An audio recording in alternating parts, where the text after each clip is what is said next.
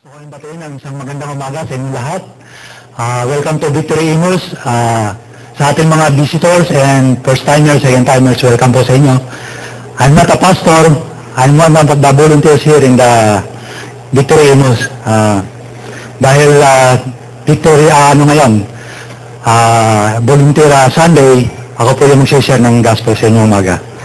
Before I go further, can I ask everyone to stand for the reading of the word?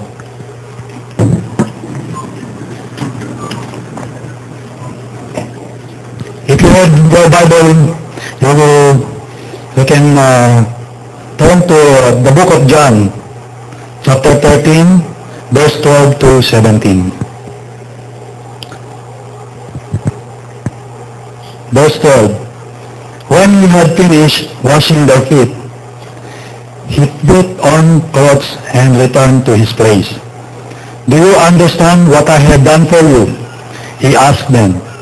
You call me teacher and Lord, and rightly so, for that is what I am. Verse 14, now that I, your Lord and teacher, have washed your feet, you also wash one another's feet. And I have set you an example that you should do as I have done for you. I tell you the truth, no servant is greater than his master, no messenger is greater than the one who sent him. Now that you know these things, you will be blessed if you do them. Let's pray.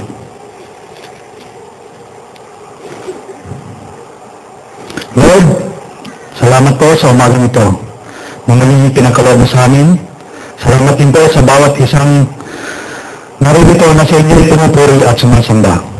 Naway pagkalooban mo kami ng iyong banal na Espiritu upang mas lubos namin makanta ng iyong presensya at pangunawa sa dapat namin gawin bilang inyong mga anak. Naway sa umagang ito'y patuloy mo kaming daluyan ng iyong pagpapala sa aming kapwa, bilang po sa material, bagkus gawin din sa inyong mga banal na salita. Sa makapangyarang pangalan ni Kristo, kami po ay nananalangin. Amen. Amen. Take your seat. Thank you.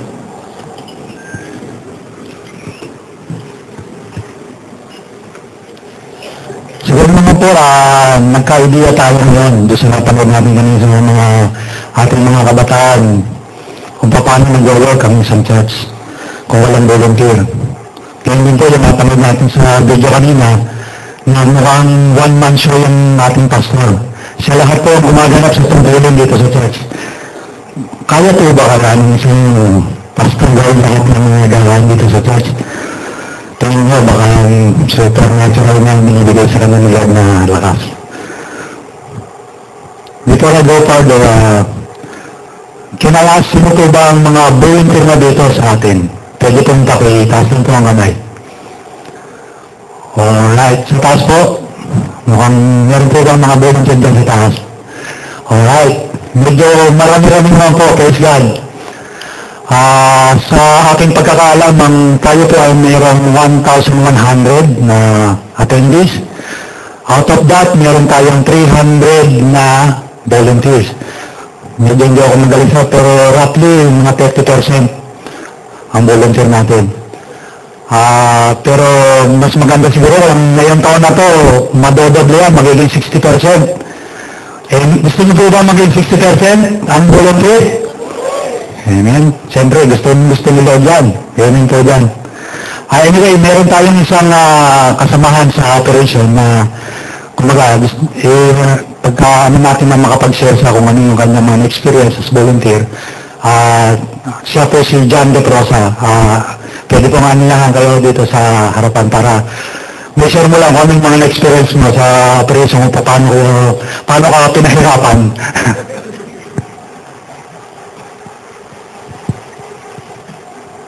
Bro, thank you.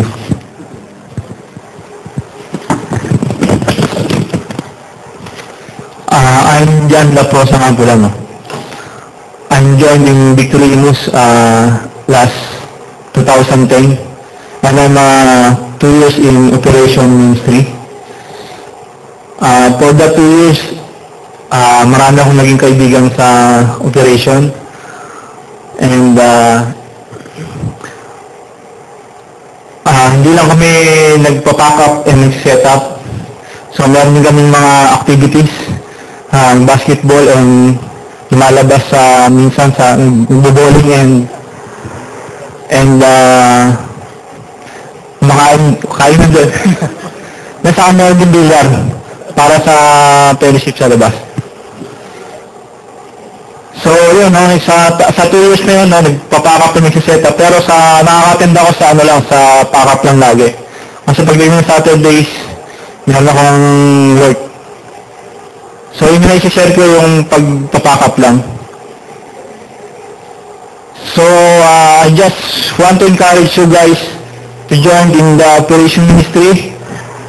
Ang sabi nga ni Pastor Archie kanina sa 1 Peter 4 verse 10, each one should use whatever gift he has received to serve others, faithfully administering God's grace in its various forms.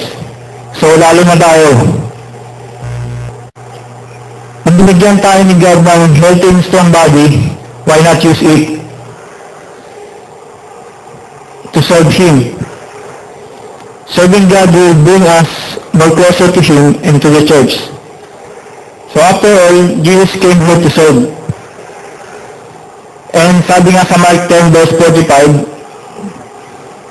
for even the Son of Man did not come to serve, but for even the Son of Man did not come to serve, but to serve. So tayo pa kaya?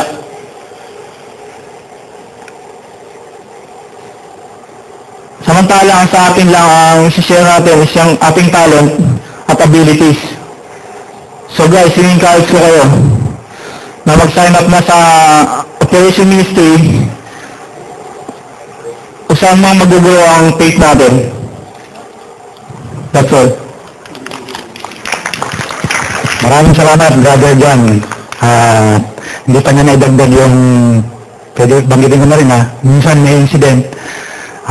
Sa pagpapakap niya, yung isang tubo bumagsak sa kanyang daliri sa paa. Medyo talang aksidente ito mangyayari, hindi niya, walang may gusto. Pero hindi ko yun na naging sanhi para mag-back out siya bilang volunteer. The more na yung desire niya, lalo niyang pinusige. So, na-inspire ako sa mga ganyang klaseng tao. Maraming salamat sa inspiration na pinakita mo sa amin.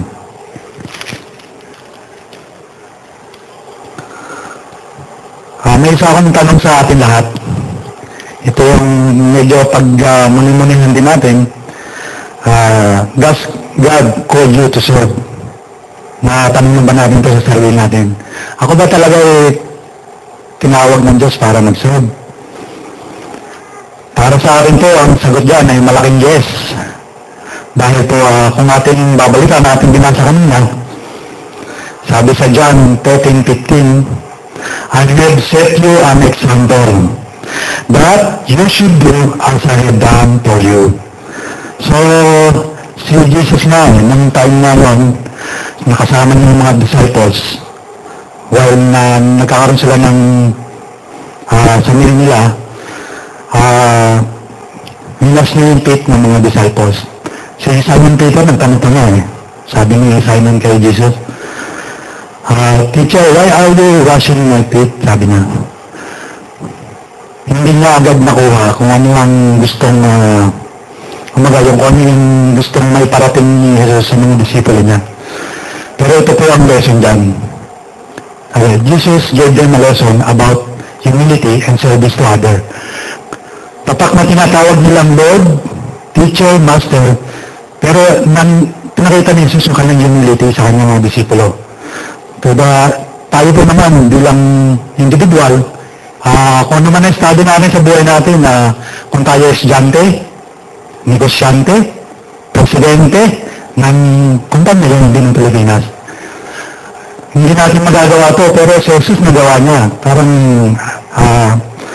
Parang unquestionable naman siguro yung ganyan. Na si Jesus may ipakita niya, halimbawa, tayo naman, hindi natin kayang gawin. Sabi rin dito, ang issue po kasi minsan, do you want to serve or deserve? Alin po ang gusto mo sa dalawa? Siguro either. Masarap din mapag-servan, Pero masarap din mag-serve. Kung meron kayong heart of serving, ituloy niyo lang po yan. Mag-sign up niyo po kayo mamaya kung talagang tinapi kayo ng Panginoon. But ito ang question, what if I don't feel serving? Talagang, kasi volunteer yan, hindi naman tayo pwede kitang pilitin eh. Kaya nga volunteer ko sa loob. Hindi kita pwede, kahit tutukan kita, kung ayaw mo, wala akong magagawa.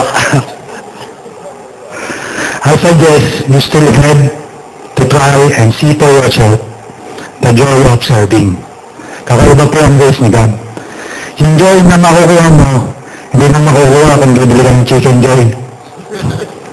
Kakaibang joy po yan. Kumbaga, kung maalala ko yung tinuturo sa amin sa CAT ng probe ko po, every time yung inuuto sa akin ng officer, parang nagdadala niya si para sa akin, dito sa atin, kailangan, obey first before you complain. Magre-reklamo ka agad, gawin mo muna kung ito na at makikita mo kung ano ang purpose ko sa'yo. Yun po ang pinaka-mensahe noon. So, natuto akong mag-obey. So, magandang kumaga training ground yung ganang karanasan po sa akin. Isa pang naman po, kung nakita niyo yung video kanina, paano po kung walang volunteer sa isang church? Papasok po kayo ng cinema para mamatay ng service. Pagpasok niyo sa entrance, walang nag-good morning na lang sa inyo kanina. Pero tumuloy pa rin kayo sa loob. Medyo madilim ang kayo sa lugar dahil lang nakasindi lang itong mga fluorescent light. Wala pa mga halide na malalaki yan. Parang kung nataka-taka pa sa tabot, baka makasama ka bumangga eh. Tapos pagdating mo dito, may nag-worship, ang nakita niyo si Pastor John na kumakanta. Ako ko lang kung sabi sa inyo, taon ni Pastor John. Tapos nga siya na rin na nag-preach. Kaya nga lang, hindi niyo marinig, lalo doon sa taas. Kasi yung mic, hindi naka-coordinate ata din sa ating nag-mix ng sound. So, sayang yung preaching, hindi natin naririnig ng liwanag. Yun po ang point ko po rito, sa isang church po, lahat tayo bahagi, kung tayo volunteer, we are part of the body. Kung hindi gagana po ang isang ministry, siyempre, makikita natin yung epekto. Pero kung halimbawa, kagaya kanina, napakagaling ng mga music team natin, sobrang nabibless tayo. Ang gagaling nila, nabibless tayo, ang galing nila kumanta. As volunteer, parang somehow, part ako na part of the body ako eh. Kahit hindi ako taga-music, parang somehow, you feel, yung kakaiba yung nararamdaman mo. Hindi naman sa magyayabang ka, pero iba po yung joy na nararamdaman mo. Para po dagdagan natin yung mas maliwanag po, ating pong basahin sa Galatians 6:9. Meron pong sinasabi rito,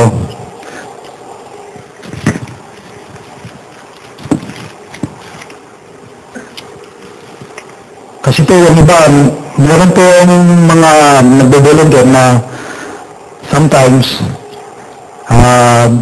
may mga frustration sila o kaya may na-open o kaya meron silang problema na parang hindi naman yata effective kung mag-join sa ministry as volunteer. Hindi ko nakikita yung sinasabing breakthrough ni God. Pero iba po ang sinasabi sa Galatians. Sabi rito sa Galatians, serve, excuse me lang po Sabi rito sa Galatians 6, let us not become weary in doing good, for at the proper time we will reap a harvest if we do not give up. Therefore, as we have opportunity, let us do good to all people, especially to those who belong to the family of believers. So, maliwanag po naman sinasabi dito eh. Huwag po tayo magsawa na gumawa ng mabuti. Dahil, at kumbaga, may kanya-kanya tayong time, sigad naman faithful po yan. Do not be discouraged kung meron kayong minsan na-encounter na siguro na hindi nyo gusto. Pero ang masasabi ko lang, do not be discouraged because we have a God who is faithful. Para makatulong din to add more, meron po tayong common observation sa ating lahat. Ito yung tanong na pag may gantong volunteer Sunday, tatanungin sa, do I have skills or talents? Sabi naman namin ng Pastor Archie, lahat man tayo may talent. Pero hindi na natin pag-uusapan yung talents doon. Talent, marami tayo siguro. Pero yung talents, hindi na natin undebatable na para sa akin, not necessary. Lalo na kung sa operation ka mag-join. Kasi nagro-roll ka lang ng keyboard. Bro, napakalaking salamat na sa bawat isang kasamahan mo. At si Lord, sigurado matiplis sa ginagawa mo. Kung ikaw yung tipong gusto mo naka-experience ka, hindi ka good morning na lang sa dyan sa entrance namin. Baka ikaw yung inihipo ni Lord. Para pinesto naman doon na mag-good morning ka sa ating mga kasamahan dito. Di ba po ba? O kaya naman sa mga ushering na naglalagay po ng sobre, malaking bagay din po. Bawat isa po sa atin, hindi po mini-measure ang laki ng kung nako-contribute sa isang ministry. Ang importante po, yung heart of serving. Si Lord po ang nakakita nan, hindi po ang tao. Siguro lang po, medyo may example akong ilan. Ang alam ko sa music team, nag-audition sila may screening. Kasi paumanin po sa iba, kung wala tayong talagang talento sa pagkanta, gaya ko, baka hindi po ako tanggapin. Siguro malalaman nyo maya-maya sa mga volunteer heads kung saan kayo pwede at ipag-pray nyo na rin po. Pangalawang tanong, do I have time? Baka wala tayong shoot na relo, talagang wala tayong time siguro.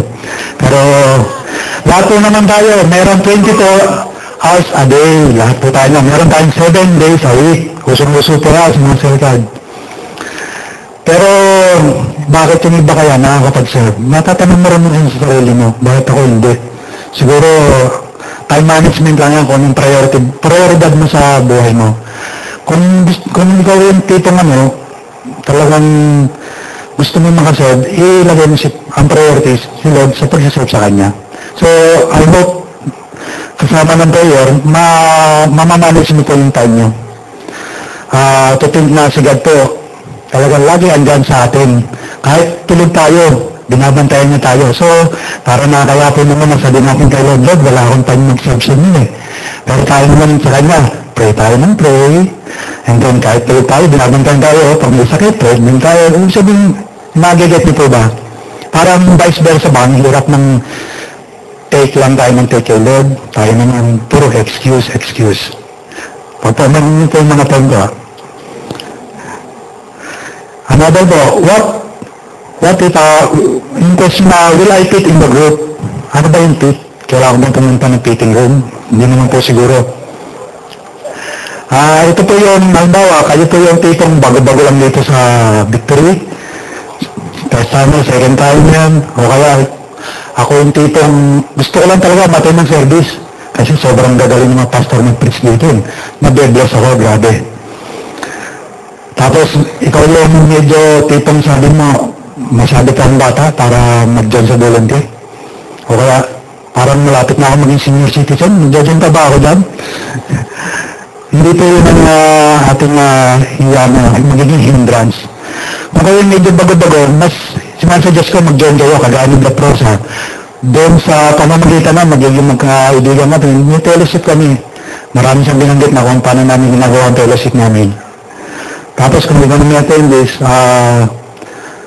siguro mas madidevelop yung kung sasali ka sa Victory, yung spiritual growth.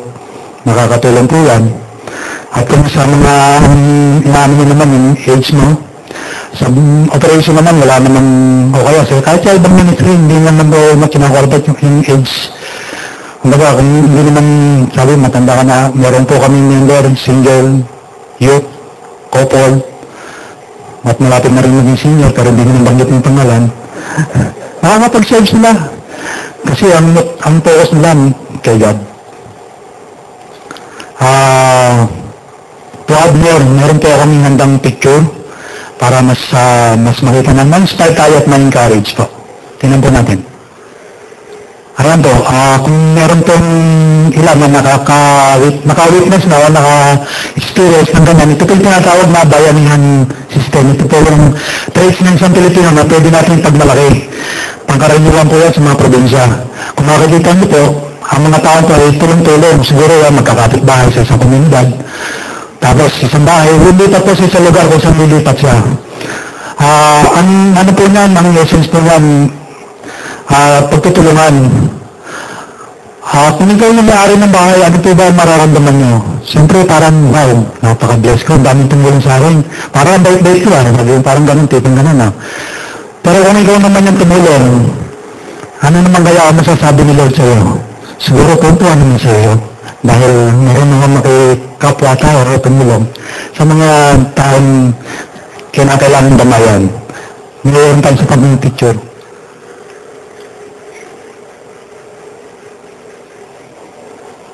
Ito naman po yung pag may panahon ng mga calamity at disaster. Yan po yung mga sa Red Cross Volunteer in action. Ito, medyo mahirap po talaga to. Medyo minsan talagang may kasamang matasang risk nito. Parang bills buhay ho yan Pero ang sa oras ng tao na pangailangan, responde po sila. Hindi na po sila nag-isip ng kung ano-ano. Siguro mawibitness nyo naman sa TV kung paano sila mag-responde sa mga ganyan sitwasyon. Para lang matugunan ang pangangailangan ng ating kapwa Pilipino. So sa ganyang mga pagkakataon, ako tayo talagang personal kong namahawa sa kanila. Sa kanilang dedikasyon bilang isang volunteer. Maraming salamat. So, para mas matulungan ko po kayo at tayo, pupunta po tayo sa application. Lahat po naman tayo, siguro dumarating tayo, kinakabahan tayo Kung mag-join tayo sa volunteer, baka may sabot, kabado ako hindi ko talaga kilala. Suggest ko, sama-sama tayong mag-pray. Nag-pray na ako bago ako umuwi kay Pastor John para mag-preach ngayon. Mga last week, sabi ko, kabado ako. Sabi ko, Lord, paano ba ito? Kinakabahan ako. Tanggalin mo naman, bro. Lord, yung kaba ko. Sabi ni Lord, sige, tanggalin ko yung kaba. Pero tingnan mo kung ano natira. Inisip ko, ano na natira? Do. Yun, just do it. Sabi niya, tatanggalin ko ang kaba mo. At ang madadra, just do it. Gawin ko lang natin, ito ang aking magandang, aking sanang gusto ng suggest. Just do it. Siguro, papalo na yun. Basta you have to step in of faith, and God will give you the grace and divine courage. Kaya po na ating naging mga na-preach na nakaraan mga linggo, yung mga divine courage, na talagang very effective po yan. Pangalawa po, as we said, commit yourself to God wholeheartedly. Kailangan din puso. Sabi nga po sa Book of Ephesians 6, chapter 6, verse 7 to 8. Mabasahin ko lang po. Ephesians chapter 6, verse 7 to 8. Serve wholeheartedly, as if you were serving the Lord, not men, because you know that the Lord will reward everyone for whatever good he does, whether he is slave or free. So, si Lord talagang makikita po naman natin na meron po naman siyang reward, pero wag lang tayo mainit. Kumbaga, ang motivation natin talaga umauna serving po. At si God nakikita mo yung heart niya. At meron sa nakalaan, God is faithful enough to us. Pangalawa po, pangatlo na po, kailangan po kung kali mag-judge sa isang volunteer, kailangan meron na be excited. Hindi po yung parang kapag nalugi tayo ng kamatis, hindi nalugi sa kamatis, mga ganun. O parang ka nalugi sa kamaan ng kamatis, parang ganun. Be excited. Kailangan yung nag-o-over through yung thankfulness natin kay God. Kasi talaga sa araw-araw, napakaraming biyaya ni Lord na binibigay sa atin Sobra-sobra. So parang in return, dito, wanahawal ba naman magpapakot gagawin ko ng mga ayos Lord at mga aking pagsaserve sa inyo. So, be excited and be a blessing to others through serving. So, sa pamamagitan ng pagsaserve sa isang church, talagang makakapag-bless ka din, diba? Hindi mo lang mananotice, pero part ka ng body, marami ka nang be-bless. I-share ko na rin yung aking personal mga experiences bilang isang volunteer.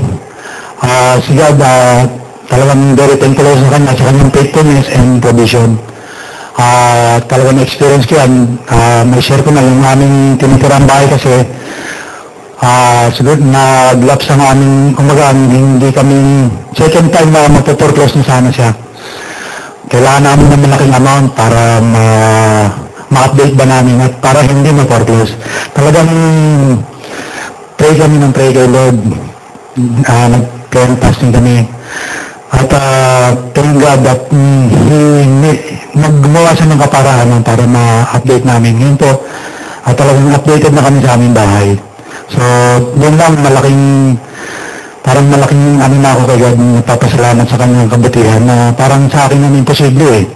Parang mag-produce ka ng something na amount na more than 300,000. Hindi ko ma-imagine, pero si God, possible kay God.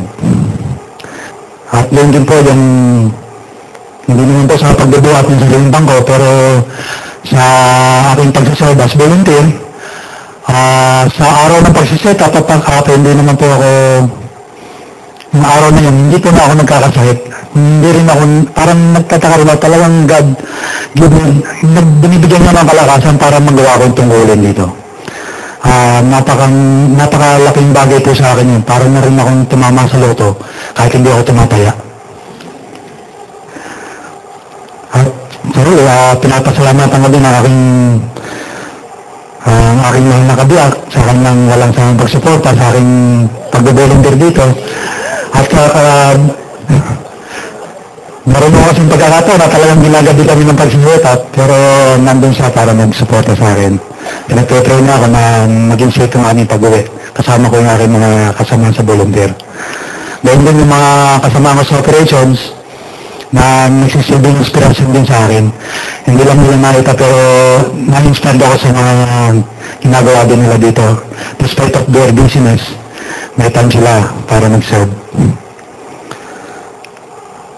Lastly po, ako personal po umahanga sa ating Pangulong Noynoy Aquino nung kanyang sinabi sa kanyang talumpati na sabi niya, ako ay bilang presidente ng Pangulo ng Pilipinas ay maglilingkod ng taos-puso at aking laging isalang-alang ay ang kapakanan ng nakararami dahil kayo ang boss ko.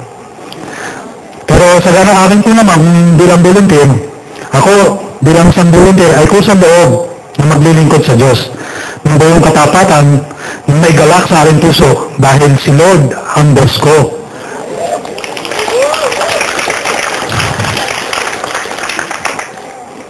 Maritong tumayo lahat para sa closing prayer.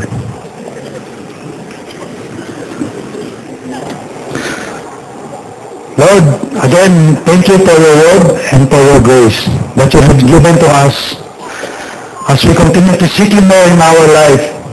Would you give us now the wisdom and divine courage to step up in faith so we can live beyond normal and be an instrument for your glory. In Jesus' mighty name we pray. Amen.